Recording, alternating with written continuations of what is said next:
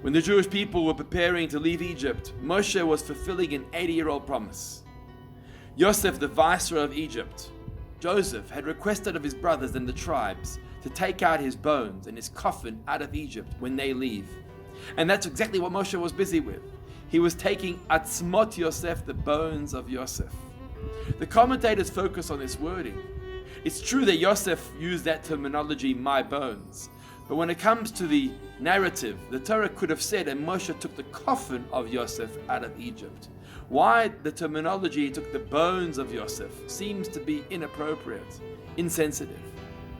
Well, if we look at the word atzmot, the bones, it comes from the word etzem, essence.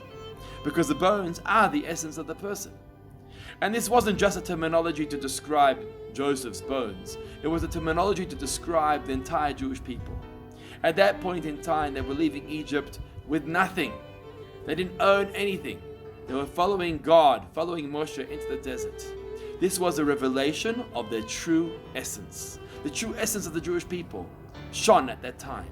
That they are believers, sons of believers. That they are the nation of God.